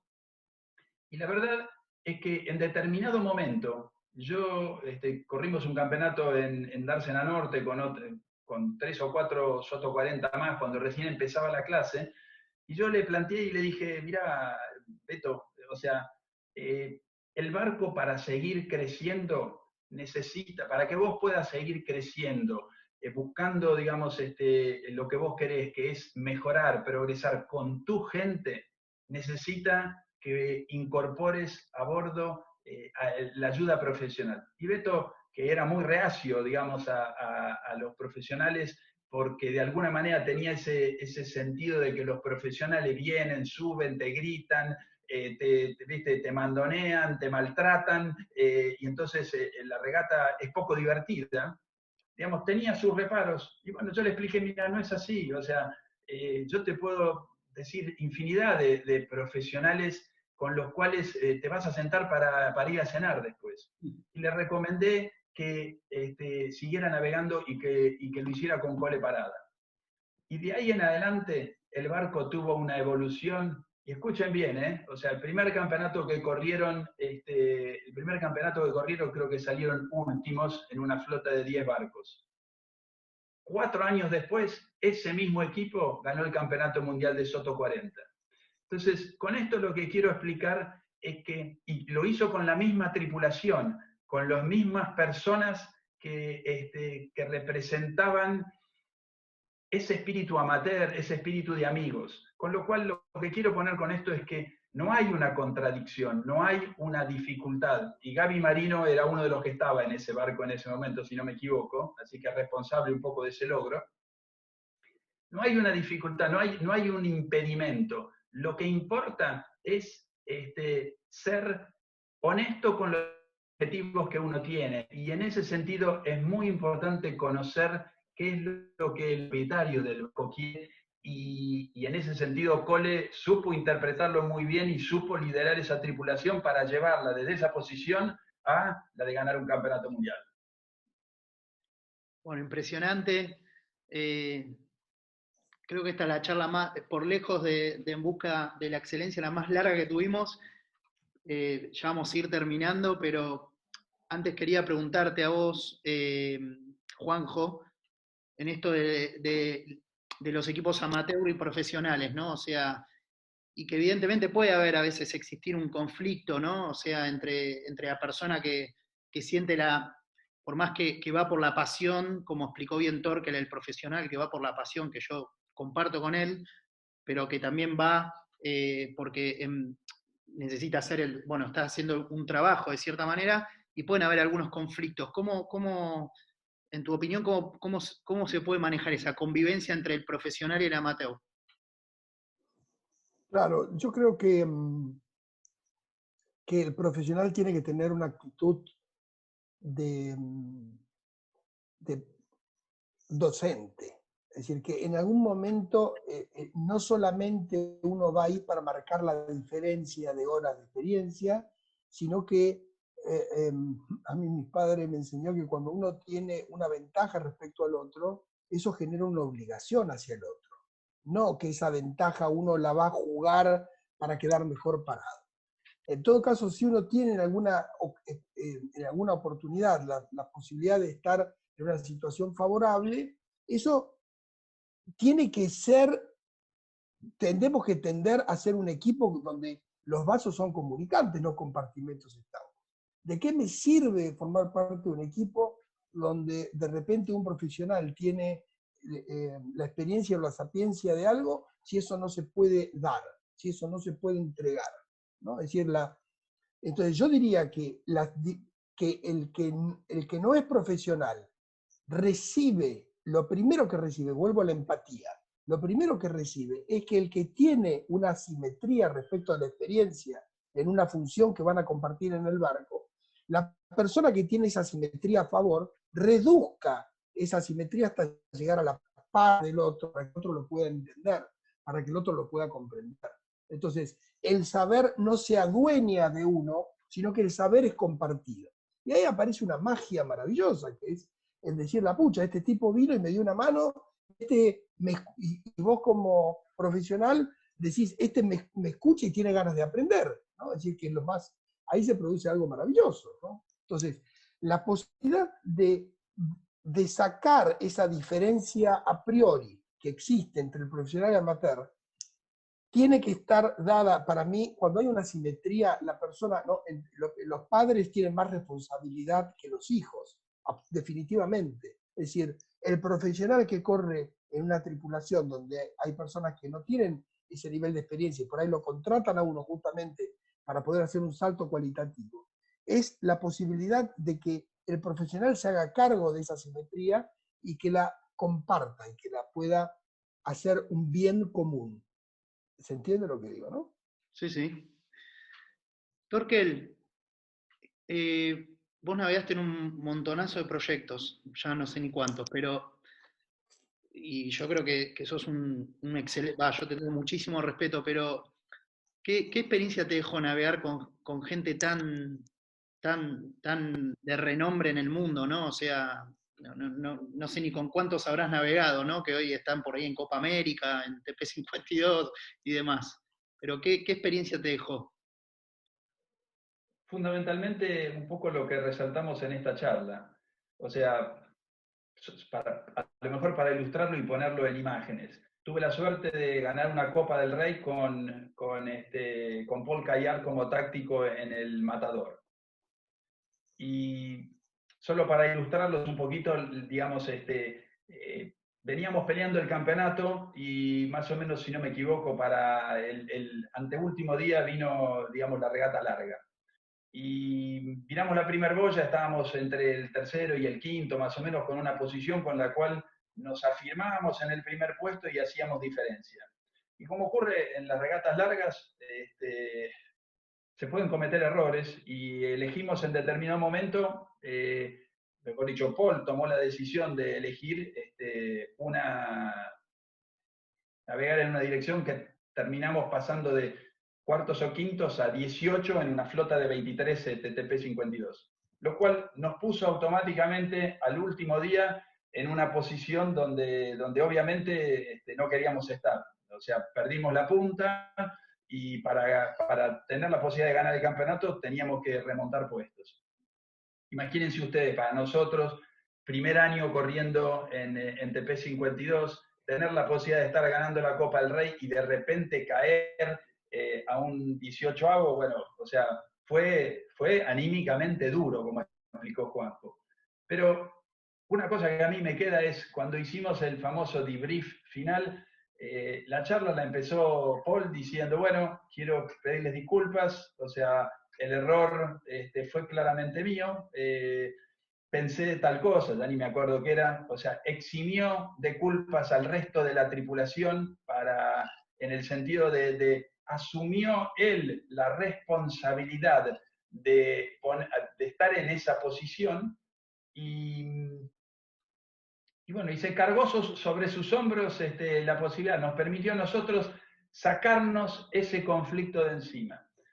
Al día siguiente fuimos a definir el campeonato y terminamos, creo que, ganando una de las regatas, y en la segunda que teníamos que definir, quedamos delante de los barcos que teníamos rivales y terminamos ganando el campeonato. Y nunca me voy a olvidar de eso, porque en definitiva, esas son las cosas que uno aprende. Y vuelvo a lo que decía antes, y estoy hablando de Paul Cayar, que cobra una fortuna por correr, que es una persona que está en la estratosfera, que tiene el marketing que ustedes quieran, pero en ese momento, en la regata, era uno más de nosotros. Sentía lo mismo, vivía los problemas de la misma manera, se puso el proyecto al hombro independientemente, que estaba navegando con 14 argentinos que no conocía, y para los cuales no le iba a hacer diferencia si terminaba ganando el campeonato o saliendo, digamos, segundo o tercero, iba a cobrar sus honorarios de la misma forma. Sin embargo, lo que lo motivaba es lo mismo que nos motivaba a nosotros, ese deseo de superarnos, ese deseo de ganar y obviamente ojalá poder coronarlo con un triunfo, pero y si no, hubiera sido exactamente igual. Y eso es una característica que vos podés descubrir en casi todos los tácticos exitosos. Después podrás decir que alguno tiene mejor carácter, que alguno se expresa un poco mejor, que alguno es un poco más empático, lo mismo que cada uno de nosotros. Yo navegando soy, digamos, soy callado, digamos, en general no soy una persona socialmente demasiado abierta. Juanjo es todo lo contrario. Todos tenemos nuestras características, pero si te puedo decir algo que caracteriza a los mejores tácticos es que todo lo que les dijimos acá los caracteriza. Viven la actividad con pasión. Quieren superarse, les gusta ser mejores, pero no por la gloria de, sino porque en definitiva lo que buscan es progresar. Más allá de que obviamente todos disfrutamos de la gloria del triunfo y todos nos frustramos cuando no lo podemos conseguir, pero eso es parte de la vida, como dice Juanjo. Perfecto. Dos preguntas, Juanjo. Una ligada a lo que contó recién Torkel. ¿Qué para vos, en la parte psicológica, significó esa autocrítica de Paul Cayar a toda la tripulación y de asumir él toda la responsabilidad o la mayor parte de la responsabilidad en el medio de un campeonato complicado, ¿no? ¿Qué impacto puede haber tenido? Que hablamos de la autocrítica, ¿no? Del debriefing, etcétera. Bueno, para mí ahí está la clave de lo que es la autoridad. En mi época se decía que los hombres no lloran. Eso es absolutamente errado. Los hombres son los que pueden, se dice que uno se quiebra cuando se emociona. Para mí es al revés. Uno se integra cuando se emociona. Quiere decir que está integrado. ¿Qué tiene que ver con lo que vos me preguntaste? Cuando Paul Cayard se equivoca, demuestra que es humano y al reconocerlo entra en una paridad con todos los otros que no son Paul Cayard. Es decir, en esa crítica, donde parte de una simetría, porque ninguno de los del barco era Paul Cayard, por eso se lo contrata, él dice, me equivoqué, asumo mi error. Y a partir de ahí hay una realidad sobre la que vos, o sea, la autoridad es, uno permanentemente está haciendo los cimientos sobre los cuales construye. O sea, si van a hacer un departamento cerca de tu casa, vos querés ver qué tan alto va a estar. Fíjate cuánto van para abajo. O sea, el cimiento de la autoridad es el reconocimiento del error y el reconocimiento de la autocrítica.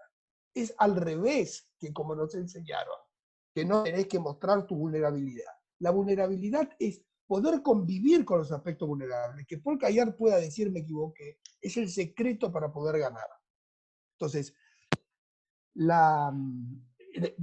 100% de personas con las que tuve la suerte de navegar, Torkel es una persona que tiene una capacidad autocrítica impresionante y tiene una capacidad de liderazgo increíble.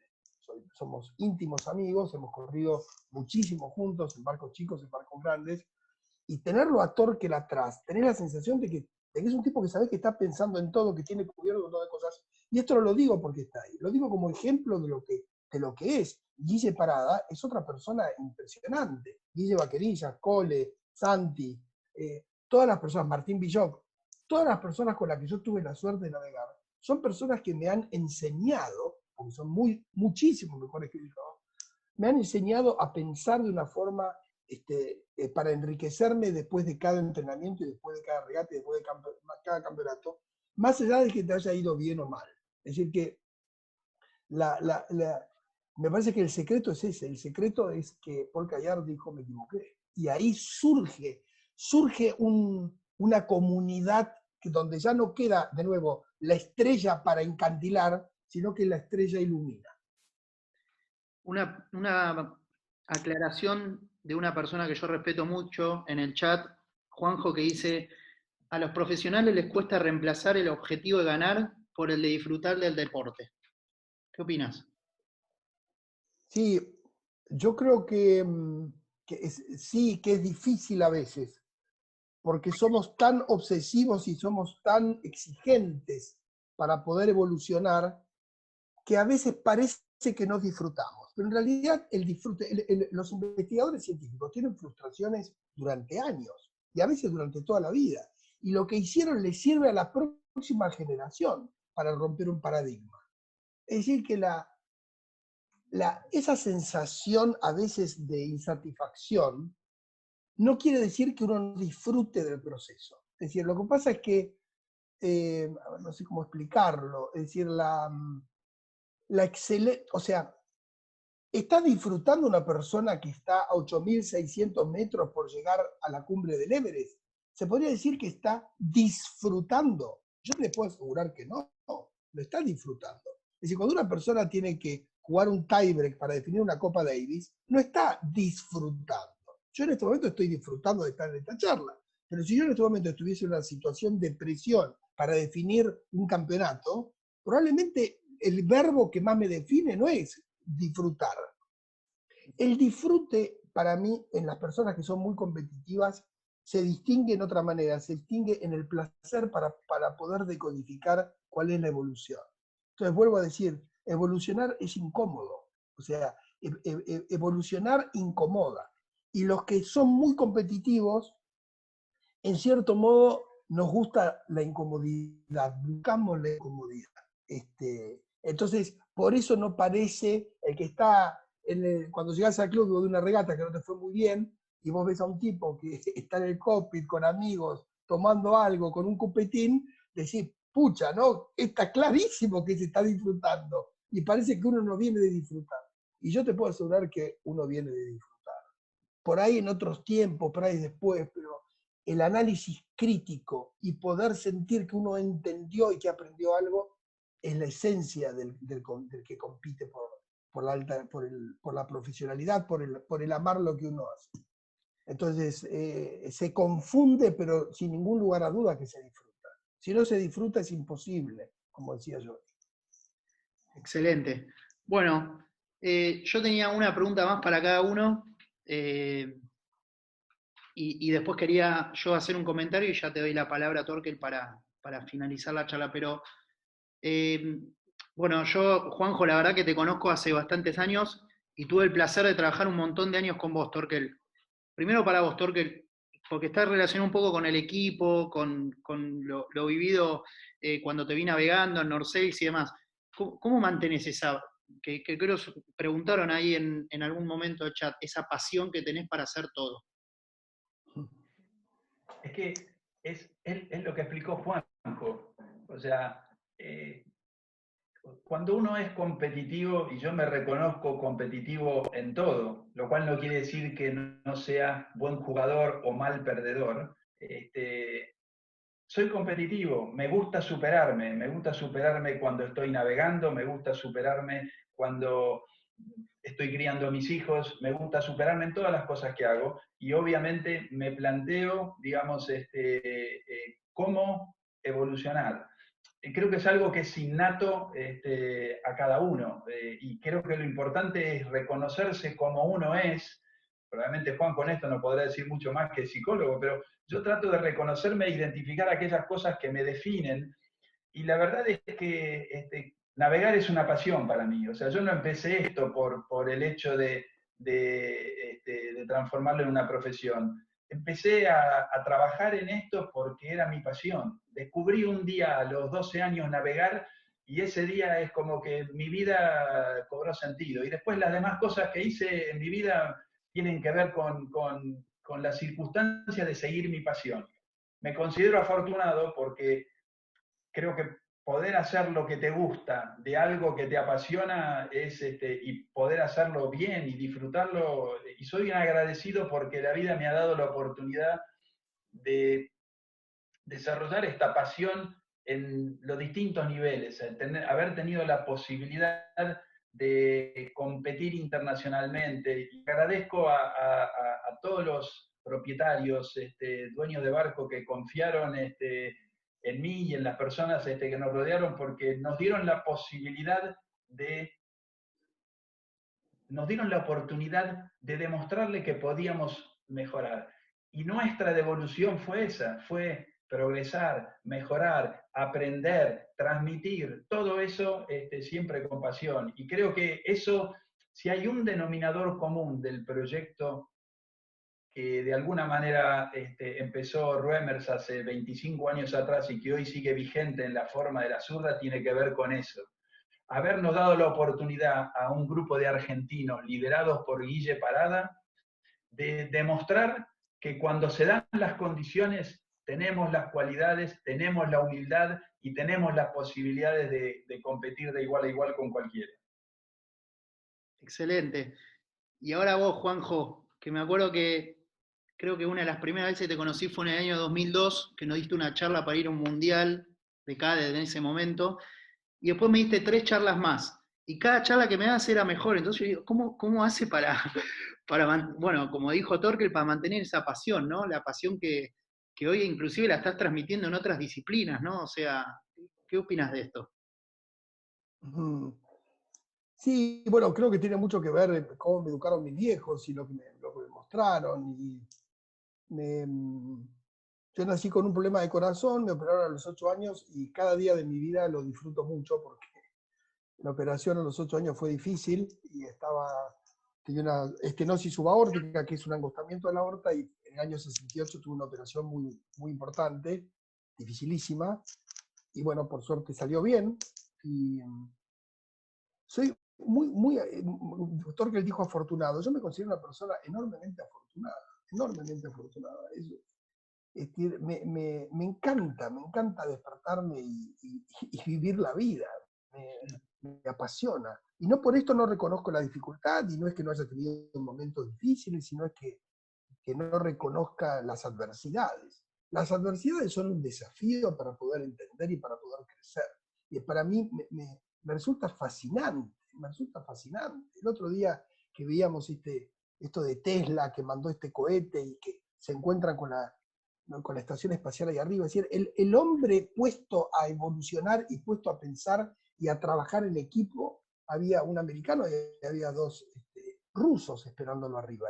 La estación internacional es un logro de la humanidad, no es solo de Estados Unidos. Es decir, que cuando entendemos que nos supera el objetivo y que los hechos quedan en función del logro y que el logro es superador a las competencias egoístas baratas que también tenemos los seres humanos, el hombre cobra una dimensión extraordinaria, extraordinaria. Entonces, yo creo que es por eso que me apasiona, porque he tenido muchos maestros que me enseñaron a ver cosas extraordinarias, y por eso lo nombré a todos los que fueron mis maestros en este deporte que amo, en este deporte que me enseñó tanto, ¿no? Y que me formó como persona.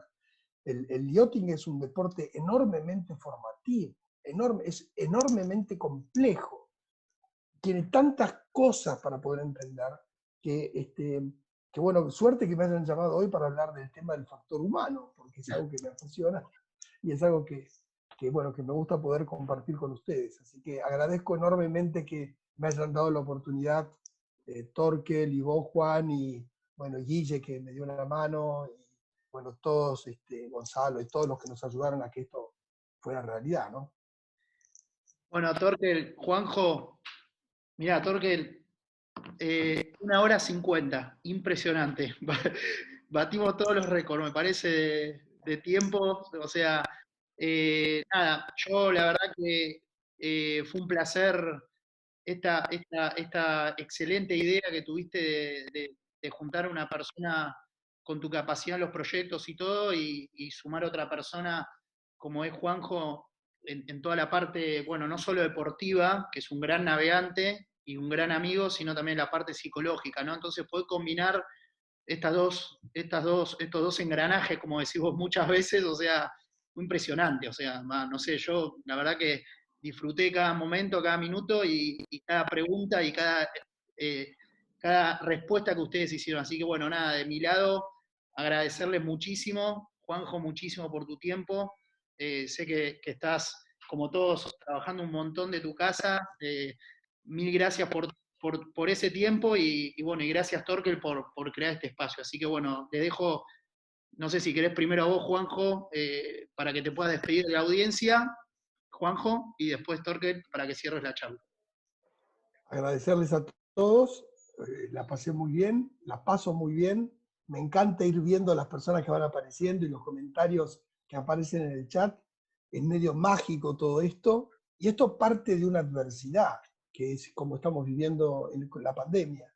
Y esta adversidad, la gente creativa la convierte en esta magia que tuvimos hoy, en la que tengo suerte de estar sumado. Así que muy agradecido a Torkel, muy agradecido a North Sales por haberme permitido estar con ustedes hoy. Torkel. Bueno, yo quiero agradecer un poco a todo el mundo por participar. Esta para mí en lo personal es una manera de devolver todo lo que a lo largo de mi carrera he recibido, en todas las experiencias que tuve, de todos los propietarios, de todos los amigos locales, internacionales, de todas las personas que me han ayudado a formarme para lo que hoy soy. Pero quiero agradecer especialmente a Juanjo, porque Juanjo es un excelente regatista, o sea, compartí con él infinidad de experiencias exitosas, algunas no tanto, pero siempre, digamos, siempre con esa capacidad que tiene para, de nuevo, ser competitivo y superarse, pero encontrar el equilibrio para no perder de vista los objetivos. Su aporte como psicólogo deportivo especializado en el alto rendimiento, creo que hoy todos aprovecharon sus experiencias, pero por sobre todas las cosas quiero agradecerle como amigo, porque sé que, digamos, pedirle participar es un desafío y aprecio que haya querido estar y lo agradezco mucho de corazón, Juanjo. Tengo muchas cosas que agradecerle a Juanjo en mi vida, no las voy a nombrar ahora, pero bueno, es lo que me ha transformado en un amigo realmente de la vida. Y nada, quiero agradecerles a todos, espero que hayan podido aprovechar lo poco, mucho, pero que les transmitimos con pasión, porque en definitiva lo que nos vincula en este deporte, por sobre todas las cosas, es la pasión de compartirlo, la pasión de vivirlo, de cada uno desde su lugar, pero esa pasión que tiene que ver con navegar es lo que hoy nos hace estar acá, tratando de compensar lo que no podemos vivir en el agua. Muchas gracias a todos y los esperamos para la próxima. Gracias, Torkel, Juanjo, muchas gracias. Buenas noches a todos. Gracias a todos. Gracias, Buenas noches. Torkel.